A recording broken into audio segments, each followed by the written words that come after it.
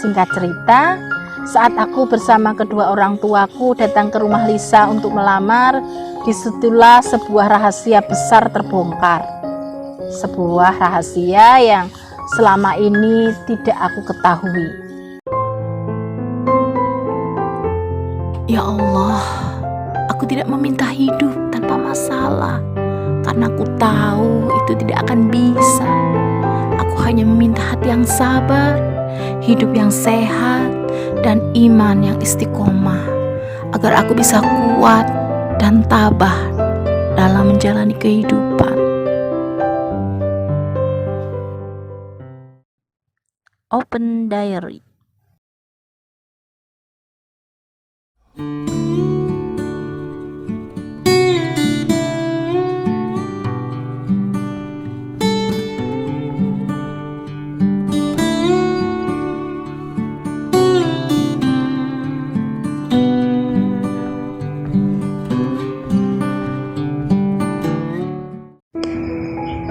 Assalamualaikum warahmatullahi wabarakatuh. Halo Elin Story Lovers, apa kabar kalian hari ini? Pada kesempatan kali ini saya akan membawakan sebuah kisah yang dikirim oleh Mas Wisnu di Surabaya. Perkenalkan, namaku Wisnu. Aku tinggal di Surabaya karena kantor tempatku bekerja ada di kota itu. Aku sendiri berasal dari Tegal, Jawa Tengah. Keluarga besarku ada di sana. Ibu, ayah, dan juga kakek nenekku serta adik perempuanku. Aku bekerja di sebuah perusahaan spare part kendaraan roda 4 sebagai kepala divisi pemasaran. Dari sisi karir, bisa dibilang aku cukup sukses, namun dari sisi jodoh, aku kurang beruntung. Adalah Lisa, karyawan baru yang kebetulan ditempatkan di divisi yang aku pimpin. Anaknya cantik dan putih, tubuh proporsional dengan wajah khas wanita Asia pada umumnya. Kedekatanku dengan Lisa berawal ketika saat pulang kerja. Aku mendapati Lisa masih berdiri di tepi jalan menunggu angkutan umum. Sementara cuaca saat itu hampir turun hujan. Langit sudah gelap, tertutup mendung tebal. Aku menghampiri Lisa dan menawari tumpangan. Mungkin karena kondisi sudah mulai rintik-rintik, Lisa pun menerima tawaranku. Kebetulan kontrakan tempat Lisa tinggal satu arah dengan jalanku pulang. Aku segera melajukan mobilku perlahan dan beberapa saat kemudian hujan pun turun dengan derasnya. Setelah menempuh perjalanan sekitar 30 menit, kami sampai di kontrakan Lisa. Lisa menawari aku untuk mampir dulu sambil menunggu hujan reda.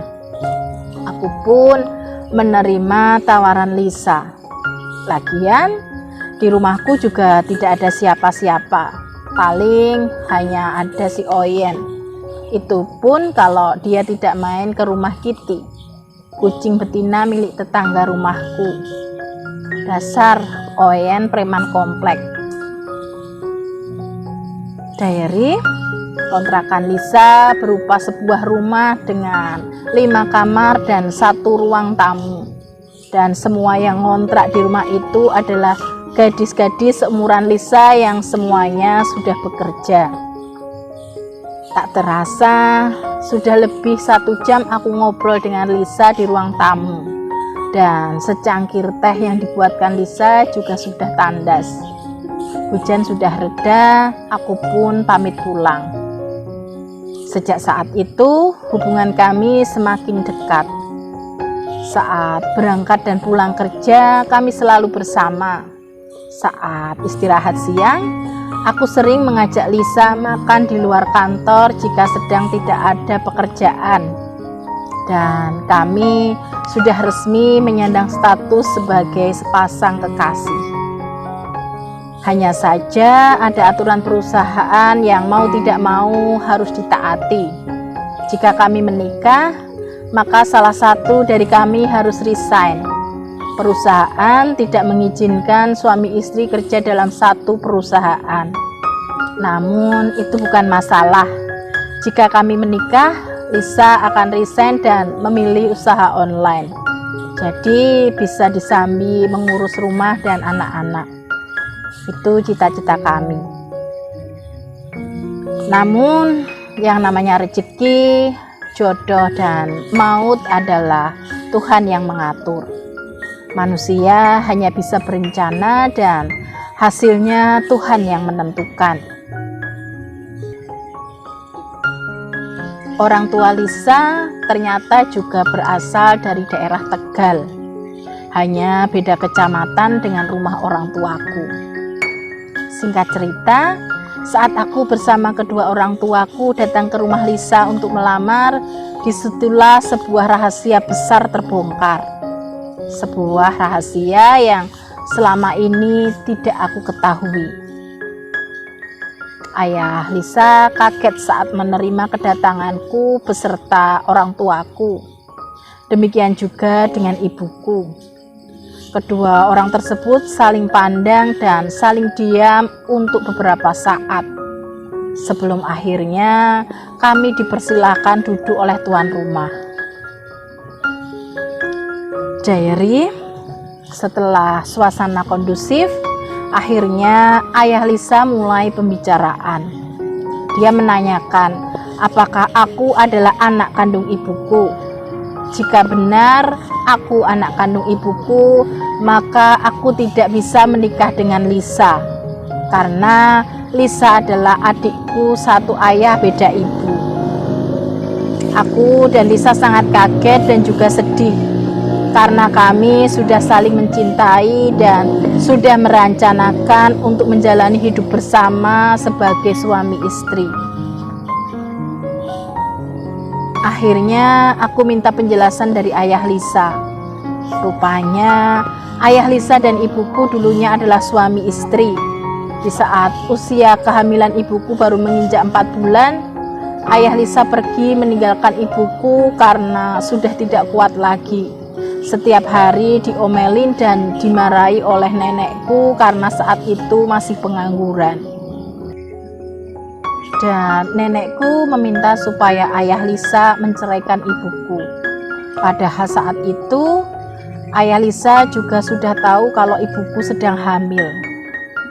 Namun lidah nenekku memang setajam parang, sehingga ayah Lisa tidak sanggup untuk bertahan. Akhirnya pergi meninggalkan ibuku. Sementara ibuku setelah melahirkan aku dan sudah selesai masa idahnya, ibuku menikah lagi dengan laki-laki yang aku tahu dia adalah ayah kandungku. Namun ternyata bukan. Ayah kandungku adalah ayahnya Lisa. Sehingga aku dan Lisa adalah kakak adik satu ayah beda ibu. Akhirnya aku harus ikhlas menerima kenyataan ini. Aku harus menghilangkan rasa cintaku pada Lisa sebagai kekasih dan mengganti rasa di hatiku ini menjadi rasa cinta dan sayang seorang kakak pada adiknya. Demikian juga Lisa. Itulah sepenggal kisah asmaraku yang harus kandas karena sebuah kenyataan calon istriku ternyata adalah adik perempuanku. Demikian sebuah kisah yang dikirim oleh Mas Wisnu di Surabaya. Terima kasih Mas Wisnu yang sudah berkenan membagikan kisahnya di Elin Story. Nah, buat kalian yang mempunyai kisah yang serupa dengan kisahnya Mas Wisnu atau mempunyai pengalaman hidup yang tidak bisa kalian lupakan sepanjang hidup kalian, silahkan kalian kirim di elin.story@gmail.com. Terima kasih. Wassalamualaikum warahmatullahi wabarakatuh.